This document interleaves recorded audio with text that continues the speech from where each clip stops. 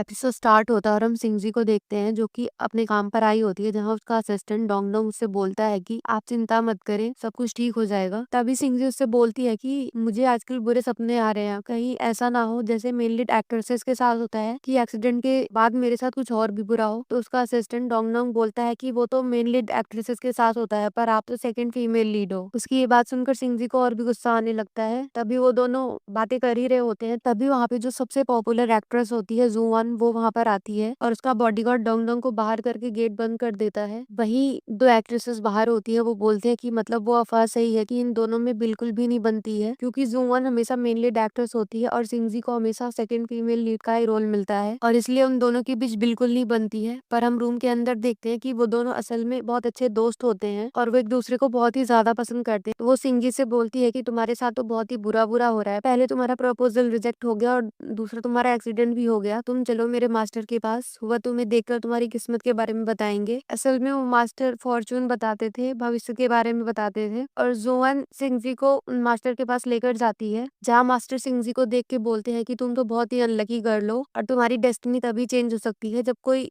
तुमसे भी tough destiny वाला तुम्हारे साथ है। पर सिंह जी उनसे उल्टे सीधे सवाल पूछकर उनका भी दिमाग खराब कर देती है और वो अपनी चेयर से भी गिर जाते हैं, जहाँ उनके ऊपर एक वास गिर जाता है और वो बोलते हैं कि इस लड़की की किस्मत तो बहुत ही खराब है और वो बोलते हैं कि शायद वो ऐसे इंसान से मिल जाए जिसकी वजह से उसकी जिंदगी में कुछ भला हो। और अब वो घर आकर सोचती है कि उसे क्या करना चाहिए, तो वो अपने घर के बारे में लिख कर डालती है कि उसे एक रूममेट चाहिए और वो अपनी रूममेट्स की कंडीशन वही डालती है जैसे कि उस मास्टर ने बताई होती है। पर लोगों को लगता है ये फेक है, इसलिए उसके पास कोई भी नहीं आता। पर तभी हम देखते हैं कि सू उसके घर पर आ गया होता है रूम को लेने के लिए, पर सिंगजू उसे मना कर देती है और उसको घर के अंदर नहीं आने देती। पर जब वो घर के अंदर आती है तो देखती है कि सू पहले से ही वहाँ होता है, तो उससे पूछती है कि वो घर के अंदर कैसे आया। तो सू उससे बताता है क्योंकि वो नॉर्मल ह्यूमन नहीं है और उसके पास सुपर पावर्स, और वो उसे अपने बारे में सब कुछ बताता है और वो बोलता है कि उसे अपने मर्डरर को ढूंढना है, इसलिए उसे सिंगजी की मदद चाहिए क्योंकि वो उसके खून से जिंदा हुआ है। ये सुन के सिंगजी को उसकी बातों पर विश्वास ही नहीं होता, पर सू उसे अपनी बातों पर विश्वास दिला देता है। तो सिंगजी बहुत डर जाती है और वो बोलती है कि ठीक है, जब तुम्हें अपना मर्डरर मिल जाएगा तो तुम यहाँ से चले जाओगे। और वो इसलिए मानती है क्योंकि उसे पता होता है कि वो कुछ भी कर ले, सू यहाँ से नहीं जाने वाला। पर वो अपने रूम में आके इंटरनेट पे नुस्खे ढूंढने लगती है कि किसी इविल स्पिरिट को कैसे भगाएं। सबसे पहले तो वो गार्लिक लेकर जाती है उसके पास, पर उससे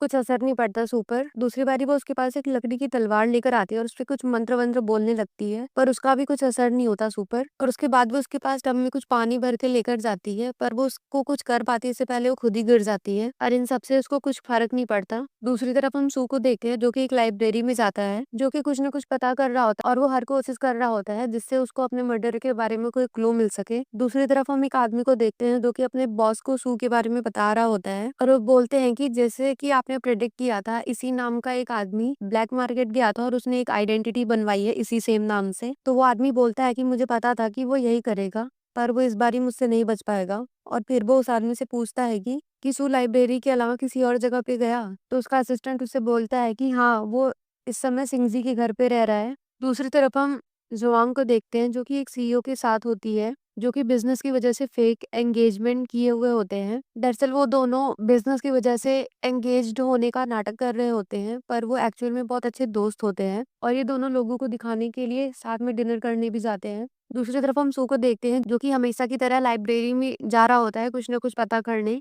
वहीं हम नेक्स्ट सीन में येचन के प्रोफेसर को देखते हैं जो कि अपने घर आते हैं और बोर्ड पे कुछ लिखने लगते हैं, जो कि ये लिखते हैं कि वो बॉडी गायब हो गई और सिंगजी को कुछ भी नहीं हुआ। और यहीं पर ये एपिसोड समाप्त हो जाता है।